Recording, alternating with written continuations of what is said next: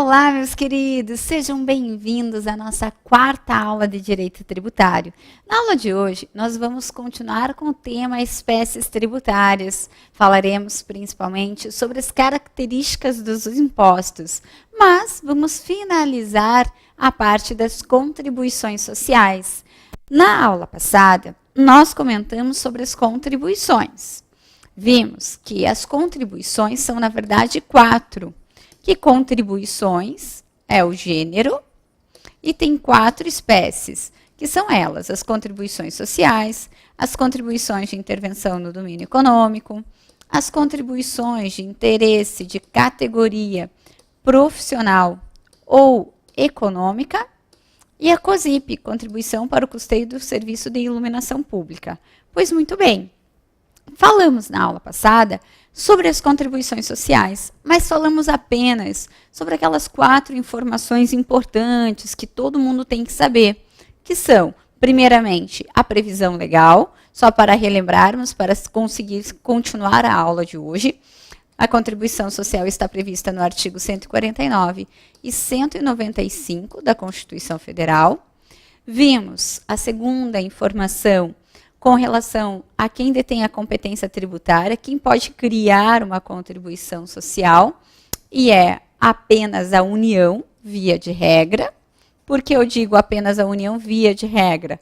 Porque existe a contribuição social previdenciária do servidor público, que será criada pelo ente a que pertencer o servidor público. Como assim? Se for um servidor público municipal, vai ser o município competente para criar a contribuição social previdenciária do servidor público municipal.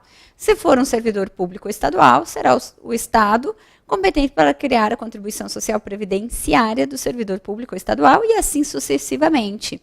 A única exceção é essa, quanto à contribuição social. A contribuição social previdenciária do servidor público será criada pelo ente a que ele pertencer. De resto, todas as demais contribuições sociais serão criadas tão somente pela União. A terceira informação é: a contribuição social será criada por meio de lei ordinária ou por meio de lei complementar? E aqui também temos uma regra. Via de regra, a contribuição social será criada por lei ordinária. Mas existe uma única contribuição social que só pode ser criada por lei complementar, que é a contribuição social residual, prevista lá no artigo 195, parágrafo 4º da Constituição Federal. A contribuição social residual, essa sim só pode ser criada pela União e também por meio de lei complementar. Demais, as outras poderão ser criadas pela União, mas por lei ordinária, certo? E a quarta e última informação importante: para que será criada uma contribuição social? Nós vimos na aula passada que será criada para custear a paz. A paz significa o quê? Significa a previdência, a assistência social e a saúde. Então, as contribuições sociais são para custear a paz. Nós tivemos exatamente 3 exames, uma questão referente à contribuição social previdenciária, que essa contribuição social previdenciária, ela incide sobre a folha salário do contribuinte. E foi essa a pergunta do nosso examinador. Qual é o tributo que será sobre a folha salário para custear a previdência? A resposta: contribuição social de competência da União. Certo? Até aqui tudo bem, vimos na aula passada. Agora, o que mais temos que saber sobre as contribuições sociais? Ora, nós temos uma informação importantíssima que ainda não caiu em primeira fase e tem tudo para cair. É que diz o artigo 149, parágrafo 2º, inciso 1 da nossa Constituição Federal, que não incidirá a contribuição social sobre receitas de exportação. Então, veja, não incide a contribuição social sobre receitas de exportação. Há aqui uma imunidade específica sobre contribuição social e receitas de exportação. Logo, não vai incidir sobre receitas de exportação as contribuições sociais, certo? Agora, cuidado. Cuidado por quê? Porque a contribuição social, ela não incide sobre as receitas de exportação, mas incide sobre as receitas de importação. Faz sentido isso? Absolutamente. Por quê? Porque quando se fala de exportação, a ideia é que haja um incentivo para a exportação. Logo, não deverá incidir a contribuição social sobre essas receitas de exportação. Agora, na importação, a ideia é que desestimule a importação e, portanto, há incidência da contribuição social sobre as receitas de importação. E atenção redobrada. Na hora da prova, se você tiver que chutar, às vezes você tem que chutar, né? Se incide ou não incide um tributo sobre exterior, exportação, chute que não incide, porque na maioria das vezes não incide tributos que vão mercadorias, serviços para o exterior. E se você tiver que chutar se incide ou não incide um tributo na importação, chuta que na importação incide, porque na maioria das vezes na importação incide.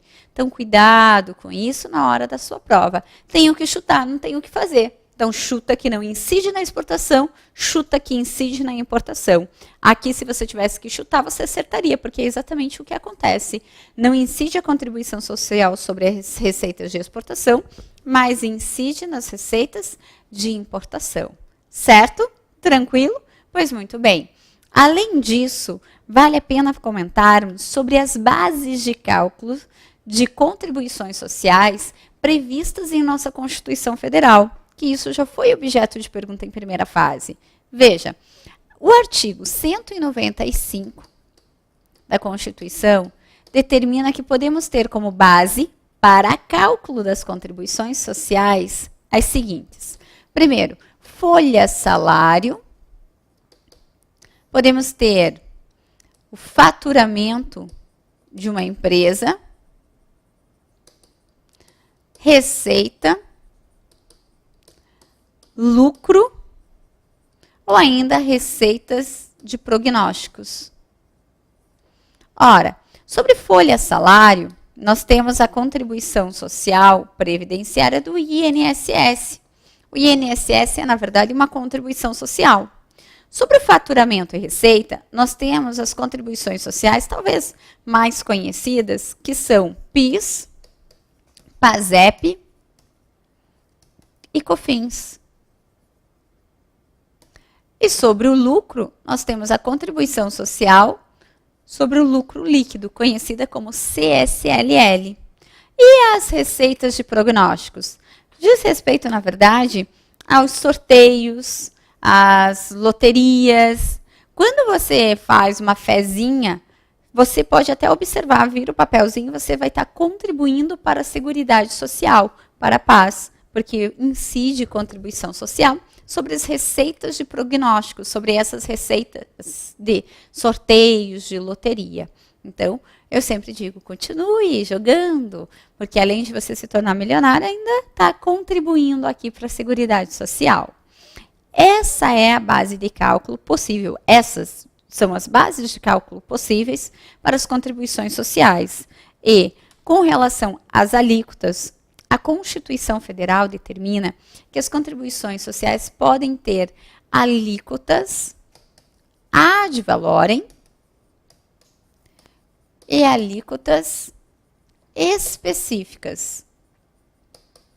Ora, o que vem a ser uma alíquota ad valorem e uma alíquota específica?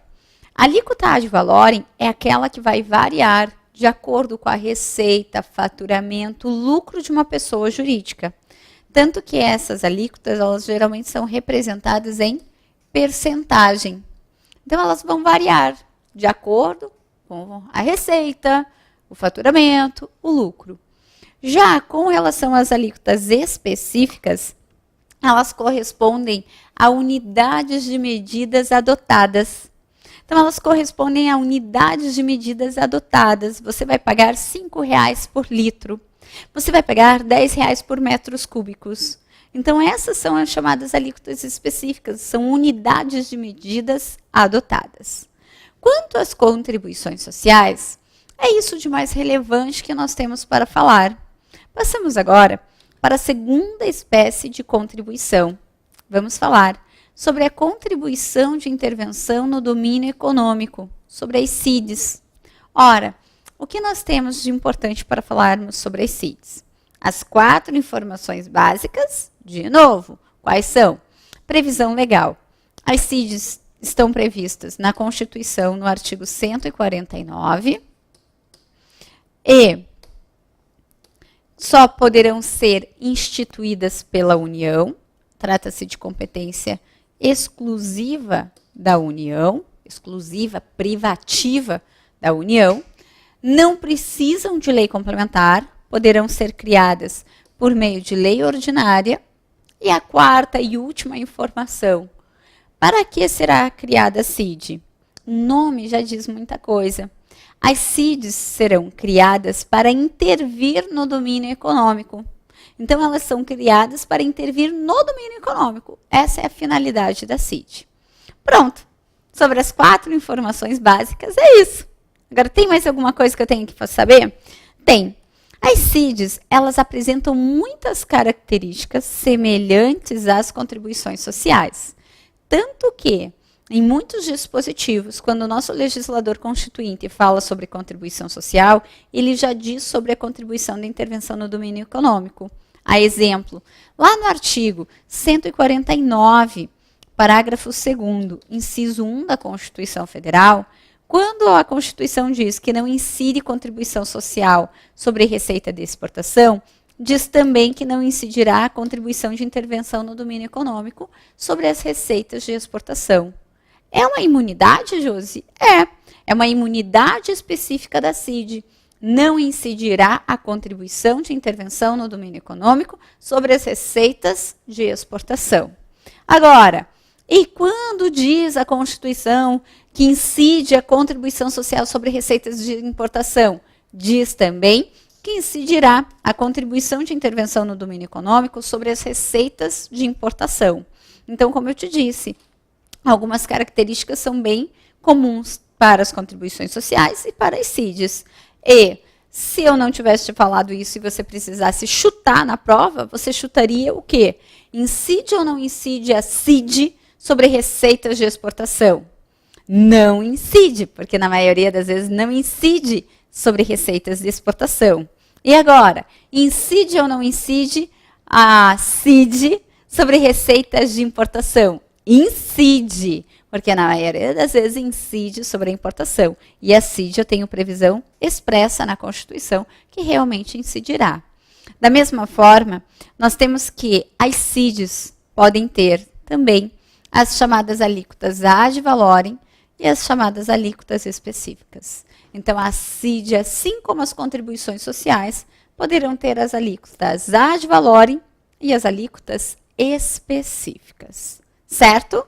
Tranquilo aqui? Pois bem, sobre CID, essas são as informações gerais e mais importantes. Agora, ô Josi, tem alguma CID específica que vale a pena estudarmos? Veja, quando eu falo de contribuição de intervenção no domínio econômico, que eu expliquei, que são contribuições criadas para intervir no domínio econômico, nós temos várias. Nós temos as CID royalties, CID combustíveis, várias CIDs. Mas que a prova possa cobrar uma em específica, eu apostaria na CID combustível. Por quê? Porque é a única contribuição de intervenção no domínio econômico específica prevista expressamente pela nossa Constituição Federal. A chamada CID combustível, ela está prevista lá no artigo 177, parágrafo 4º, inciso 1, a linha B da Constituição Federal. Então, por isso que eu falo, se a prova for cobrar uma em específica, ela vai cobrar a que está na nossa Constituição Federal. E sobre essa CID combustível, há 2 características relevantes para fins de provas da OAB. Quais sejam? A primeira característica é que é possível ao Poder Executivo reduzir e restabelecer as suas alíquotas por meio de decreto. Então, isso a OAB pode perguntar. É possível o Poder Executivo reduzir e restabelecer as alíquotas da CID de combustível? Sim, é possível. E a segunda característica? Justamente quando ocorrer essa redução e restabelecimento das alíquotas da CID de combustível, nesse caso, não precisará respeitar a anterioridade do exercício, mas teremos que respeitar a anterioridade nonagesimal.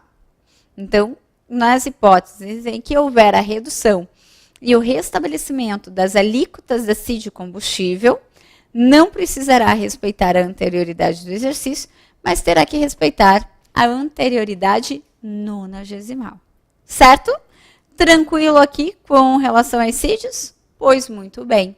Essas são as informações para você gabaritar qualquer questão referente à CID.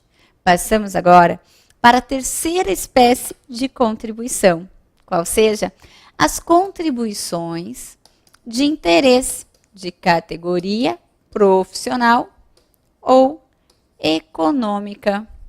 Ora, o que nós temos que saber sobre essas contribuições de interesse de categoria profissional ou econômica? Vamos lá.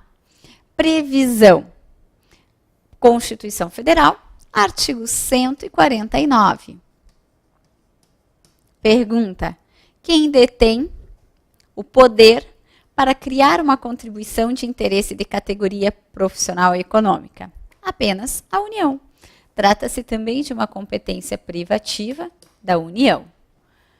Terceira informação. A contribuição de interesse de categoria profissional ou econômica, ela pode ser criada por lei ordinária ou precisa de lei complementar? Não precisa de lei complementar. Para criar por lei complementar, são só 4 tributos. Lembram-se quais são? Vamos juntos? Juro que é a última vez. CGI. CGI é por lei complementar. CGI significa o quê? Contribuição social residual, empréstimo compulsório, IGF e imposto residual. Os demais tributos poderão, sim, sem problema algum, serem criados por lei ordinária. E aí, a quarta e última informação. Para que será criada uma contribuição de interesse de categoria profissional ou econômica? O nome já diz, para o interesse da categoria profissional ou econômica. Quais exemplos que eu tenho dessas contribuições?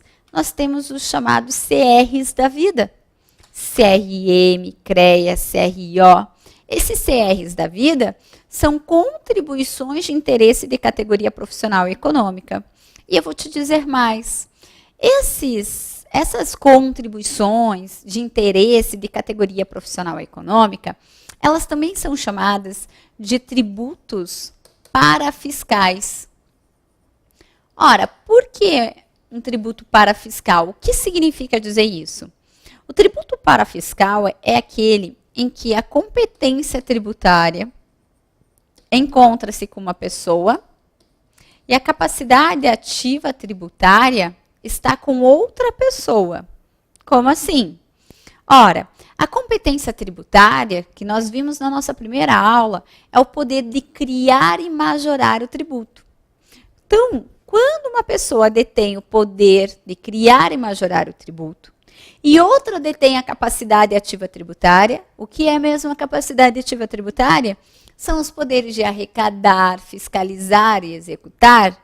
Aí eu digo que o tributo é parafiscal. E, tendo essa pessoa o poder de arrecadar, fiscalizar e usar o dinheiro arrecadado como bem entender, é, então, um tributo parafiscal. E é justamente o que acontece com essas contribuições de interesse de categoria profissional e econômica. Veja, quem detém a competência tributária, acabamos de mencionar, só poderão ser criadas pela União. Mas, no caso desses CRs da vida, quem é que vai deter a capacidade ativa tributária? Quem é que vai poder arrecadar, fiscalizar e usar o dinheiro como bem entender? O próprio CR da vida. Então, o CREA é uma contribuição de interesse de categoria profissional e econômica, é um tributo criado pela União, mas quem vai arrecadar, fiscalizar o CREA é o próprio CREA. Não? Então, é um tributo chamado parafiscal, certo? Outro exemplo de contribuição de interesse de categoria profissional e econômica, as contribuições sindicais. E que muita gente diz, acabou agora a contribuição sindical em razão da reforma trabalhista. Ora, não é que acabou, tá? Ela continua existindo, porém ficou facultativo o seu desconto. De acordo com a nova redação trazida pela reforma trabalhista, o artigo 579 da CLT diz o seguinte, acompanhe comigo. O desconto da contribuição sindical está condicionado à autorização prévia e expressa dos que participarem de uma determinada categoria econômica ou profissional, ou de uma profissão liberal em favor do sindicato representativo da mesma categoria ou profissão, ou inexistindo esse na conformidade do disposto do artigo 591 dessa consolidação. Então, não é que acabou essa contribuição sindical, não. Mas para ser descontada, precisa de prévia autorização daquele contribuinte. Certo? Josi, então acabou, né? Na prática, talvez não seja autorizado. Mas dizer que não existe mais, não é isso. Existir, existe. O seu desconto é que precisa de uma autorização prévia para realmente ocorrer, de acordo com o novo artigo, digamos assim, da CLT, o artigo 579. Certo? Também, sobre essa contribuição de interesse de categoria profissional e econômica, é isso que nós temos para falar. Não tem caído em prova da OAB, mas pode aparecer justamente na nossa. Pelo sim, pelo não, já vimos e já sabemos. Agora, a última contribuição, que é a COSIP. A COSIP é a contribuição para o custeio do serviço de iluminação pública. Essa COSIP, ela tem previsão no artigo 149-A da Constituição Federal. E a segunda informação, quem detém o poder para criar a COSIP? Somente os municípios e Distrito Federal. Somente eles é que poderão criar a COSIP. Terceira informação, vai ser criada por lei ordinária ou precisa de lei complementar? Não precisa de lei complementar. A COSIP pode muito bem ser criada por meio de lei ordinária. E a última informação importante, para que será criada a COSIP? E o nome já diz, para custear o serviço de iluminação pública. Então, a COSIP será criada para custear o serviço de iluminação pública. Certo? Pois bem, ainda uma questãozinha que pode aparecer, que eu já vi cair em provas de concurso. Ainda não na OAB, mas nada impede de copiar uma questão de concurso. O parágrafo único do artigo 149-A da Constituição Federal determina que é possível cobrar a COSIP juntamente com a fatura de energia elétrica. Então, na hora que eu vou pagar a fatura de energia elétrica, pode observar lá que tem uma cobrança de COSIP. E é possível isso? É previsão expressa em Constituição Federal. Certo? Agora sim, meus queridos, fechamos a parte das contribuições. Na verdade, na aula de hoje, eu fechei as espécies tributárias. Nós falamos sobre empréstimo compulsório na aula passada, sobre contribuição de melhoria na aula passada, sobre as taxas na aula passada e hoje eu encerrei as contribuições. Falta-nos verificar os impostos, que em provas anteriores, digamos aí, coisa de 4 exames atrás, os impostos caíam assim muito na primeira fase. Nos últimos 4 exames, não caiu tanto imposto, não. Mas não é por isso que eu não vou ver. Ao contrário, né? Eu tenho que ver bastante sobre os impostos, porque pode voltar a cair de novo bastante. Já tivemos prova que das 4 questões de tributário, 2 eram só sobre impostos. E já tivemos prova, como na passada, das 5 questões, nada se perguntou sobre os impostos. Mas são importantíssimos e merecem todo o destaque. Ainda que a 4 exames não está caindo com frequência os impostos, eu ainda fazendo raio-x de todas as provas elaboradas pela banca da FGV, percebo que impostos foi a matéria mais cobrada na história da FGV. Por isso a sua importância. Então vamos lá? Preparados para estudarmos sobre os impostos? Bom, quando a gente fala de impostos, você já sabe, nós temos os impostos federais, estaduais, distritais e municipais. Eu gosto sempre, talvez seja porque é a minha preferência, é com que eu trabalho, de iniciar essa parte de impostos com os impostos municipais. Então, para falar sobre os impostos municipais, nós destacamos o artigo 156 da Constituição Federal. O artigo 156, ele prevê 3 impostos que são de competência dos municípios. Quais sejam? Eu tenho o IPTU, Imposto sobre a Propriedade Predial Territorial Urbana. Eu tenho o ITBI, que é o Imposto sobre a Transmissão de Bens Imóveis por Título Oneroso. E eu tenho o ISS, que é o Imposto sobre Serviços. Ok. Não se esqueçam de que todos esses impostos que são de competência dos municípios, de acordo com o artigo 156 da Constituição Federal, também são de competência do Distrito Federal, mas em razão da chamada competência cumulativa prevista pelo artigo 147 da nossa Constituição Federal. Lá no artigo 147, tem-se que todos os impostos de competência dos municípios também são de competência do Distrito Federal. Certo? Tranquilo aqui? Pois muito bem. Primeira parte. Agora, claro que nós teremos que estudar detalhadamente sobre as características desses impostos para nós acertarmos qualquer questão em nossa primeira fase da OAB. Vamos começar com o IPTU.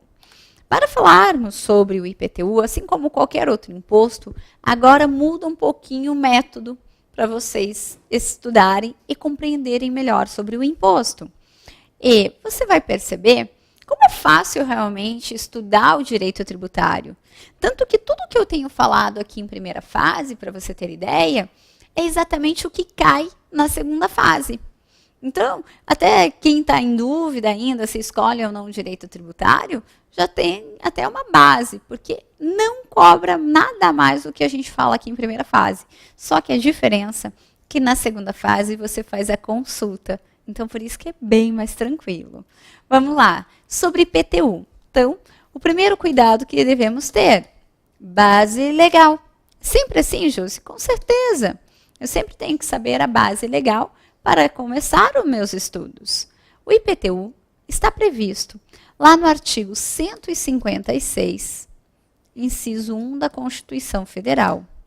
E lá no CTN, nós temos a previsão nos artigos 32 a 34 do CTN. Então, veja, tenho que estudar tudo sobre IPTU. Nossa, tudo, como que vai ser isso? Vai ser aqui, ó. Artigo 156, inciso 1 da Constituição Federal, e artigos 32 a 34 do CTN. Totalizamos 4 artigos para estudar. Não é nada difícil, concorda? Pois bem, agora, o que eu tenho que saber sobre o IPTU? Primeiro de tudo, nós temos que saber qual é o fato gerador, qual é a hipótese de incidência, né? O que o legislador escolheu para sofrer a incidência tributária do IPTU. Quando eu falo o que o legislador escolheu para sofrer a incidência do tributo, nós estamos falando do que diz a doutrina, a legislação, jurisprudência e a banca, de fato gerador. Nós até já comentamos a respeito, acredito que em nossa primeira aula, que o fato gerador é justamente aquilo que o legislador escolheu para sofrer a incidência tributária. E é isso dá seu nome de fato gerador. Não que seja a expressão mais correta, mas para fins da OAB é a que nós poderemos utilizar sim, em razão de ser mencionada pela lei, pela jurisprudência e pela minha banca. Então, por isso que eu continuo falando fato gerador. Então, fato gerador é o quê? É aquilo que o legislador escolheu para sofrer a incidência tributária. E quanto ao IPTU, o que o legislador escolheu para sofrer essa incidência tributária? Veja, nos termos do artigo 156, inciso 1 da nossa Constituição Federal, eu tenho que o fato gerador do IPTU é ser proprietário de imóvel urbano. Eu já lhe adianto que, frente a esse fato gerador, temos que solucionar 2 problemas básicos que sempre aparecem na prova da OAB. Quais são esses problemas? Vem comigo aqui para o segundo bloco para sabermos desses 2 problemas e para você nem mais falar de problema e sim soluções. Não saia daí, estou lá no nosso segundo bloco esperando por você.